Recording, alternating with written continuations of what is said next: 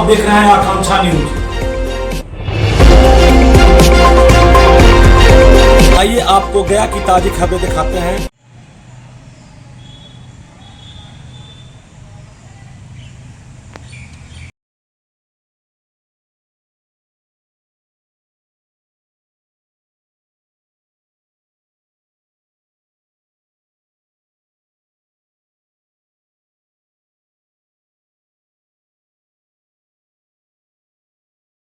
आज मैं आपको लिया चला हूँ, ये बोध गया का हेरिटेज होटल है, जहाँ पर मूल निवासियों का ओबीसी का 2 दिन का प्रशिक्षण चिंतन शिविर आयोजित किया गया है। आप देख सकते हैं कि ये शिविर बन रहा है, पंडाल बन रहा है और इस होटल में देश के अलग अलग राज्य से, अलग अलग ज़िलों से लोग आएंगे और यहाँ पर अपने अधिकार के लिए चिंतन मंथन करेंगे और वो अपने इस बिहार में होने वाले विधानसभा में भी अपना हक अधिकार के लिए लड़ाई लड़ेंगे। उनका कहना है कि 100 में 90 भाग हमारा है और हमें हमारा हक नहीं मिल रहा है। इसी को लेकर के वो यहाँ पर आएंगे और उनके जो बड़े बड़े अधिकारी हैं, IAS है, IPS हैं। आप इस होटल का मैनेजमेंट देखते हैं सर। 9 तारीख और 10 तारीख को मूल निवासी संघ का यहाँ पर कार्यक्रम होने वाला है। कितने लोग बुकिंग करवाए हैं, कितने लोग का रहने का व्यवस्था आपके द्वारा किया गया है? 9-10 तारीख की डेट में 2000 लोगों का कार्यक्रम प्रस्तावित है और 2000 लोगों का एकोमोडेशन, रहने खाने पीने का व्यवस्था अरेंज किया गया है। और उसमें 9000 लोग में कुछ लोग बाहर के भी रहने वाले हैं, कुछ लोग लोकल से हैं। व्यवस्था हो रही है। तो अलग अलग राज्य से आएंगे? हाँ, विभिन्न राज्यों से लोगों को आना है। ये मूल निवासी के लोग सब आएंगे? जी, फ्रॉम द डिफरेंट स्टेट्स सब आएंगे। क्या कार्यक्रम उन लोग का है, कुछ आइडिया? उनका कार्यक्रम बेसिकली संविधान की जागरूकता, संवैधानिक अधिकार लोगों का होता है। तो जो संवैधानिक अधिकार है उससे लोगों को जागरूक करना। क्योंकि देखिए कभी कभी क्या है कि बहुत लोग जो है अपने फंडामेंटल राइट्स को नहीं जानते हैं। तो एक तरह का ये अवेयरनेस है फंडामेंटल राइट्स जो हमारे संविधान में है। तो वही कार्यक्रम है। जागरूक करेंगे लोग। IAS IPS जज जो हैं, हाँ, जो मूल निवासी OBC के जो आएंगे जी, जो अदर जो पिछड़े वर्ग से हैं, जो पिछड़े वर्ग के लोग जो आरक्षण से सुप्रीम कोर्ट के जज, अच्छे वकील, जो अच्छे मतलब पोस्ट पर कार्यरत हैं, वो लोग आएंगे और फंडामेंटल राइट्स के बारे में लोगों को अवेयरनेस फैलाएंगे, लोगों को जानकारी देंगे, तो लोगों को अपने अधिकार मालूम होंगे। तो क्या ये बिहार की जो आने वाली चुनाव है उस पर फर्क पड़ने वाला है? हाँ, फ़र्क पड़ेगा। क्योंकि लोग अपना फंडामेंटल राइट्स, अपने अधिकार को जानेंगे तो किसको कैसे वोट देना है, किसको वोट नहीं देना है, कहाँ पे वोट देना है, वोट देने का क्या अधिकार है, क्या हमारा फंडामेंटल राइट्स है। मैं रिपीट करके बोल रहा हूँ, फंडामेंटल राइट्स है, वो लोग जानेंगे।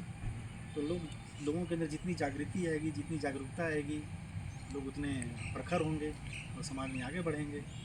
आपका परिचय सर? मैं इस होटल का महाप्रबंधक, जनरल मैनेजर हूँ। मेरा नाम शैलेश कुमार सिंह है।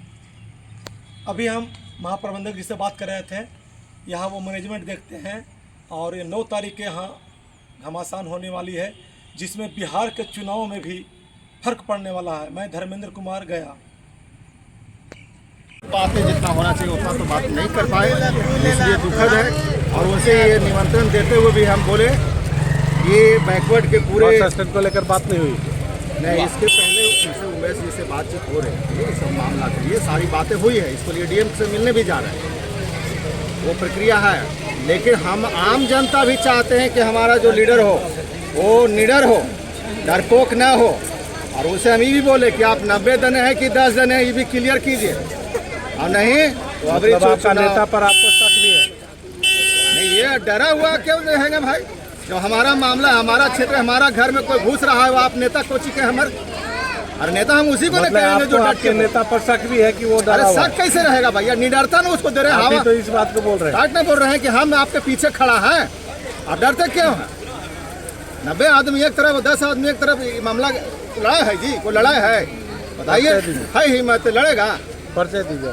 मेरा नाम आदित्य प्रधान, मूल निवासी संघ बिहार प्रभारी। और ये बहुत बड़ा बैकवर्ड का बोधगया में सम्मेलन होने जा रहा है, उसमें सब पूरे बैकवर्ड बैठ कर निर्णय लेगा।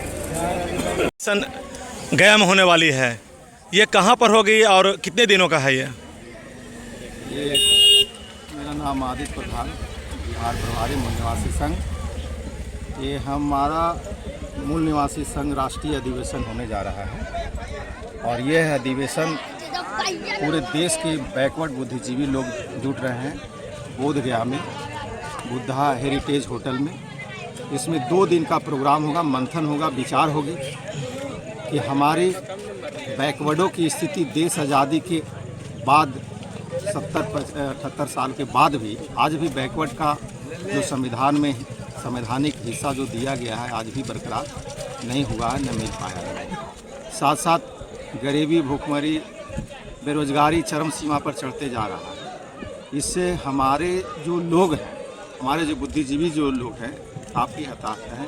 लीडर तो हमारा जैसे के तैसे ही हैं, वो संभालने में उनको चुप कर रहे हैं। सर अभी तो बिहार में बैकवर्ड शासन कर रहे हैं, लालू यादव से लेकर नीतीश कुमार तक बैकवर्ड शासन कर रहे हैं।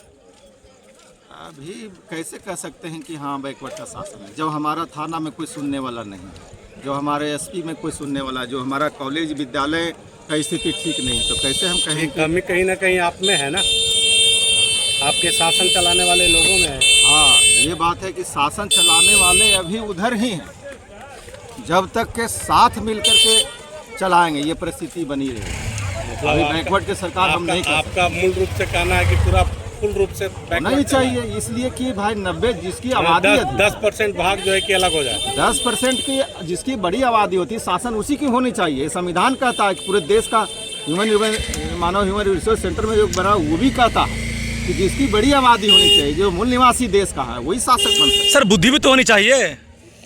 क्या 7-8 करा ले, हमसे कब बुद्धि में कम रहा? बाबा साहब से ज़्यादा का पढ़े लिखे हुए एक कैसी थे, मूल निवासी थे, उतना पढ़ा लिखा। तो बाबा साहब ने तो अपना हक लिया और वो संविधान लिखा, संविधान में बहुत चीज किया वो। उसके बाद में कोई भी बतावे कि आज तक तो बाबा साहब के बाद कौन सा अभी SC/ST या उस तरह का नेता आया है? इतना आंदोलन हो रहा है, बाबा साहब आरक्षण दिए, पढ़ के IAS बना है, लेकिन उनके जैसा कौन अभी तक हुआ है? अभी बहुत सारे लोग बैठे हुए हैं, जिसका नाम है BD बोरकर, जिसका 52 मिश्राम है। बहुत सारे ऐसे हैं जो बाबा साहब के विचार को आगे बढ़ा रहे हैं। इसके लिए चरणबद्ध आंदोलन करेंगे।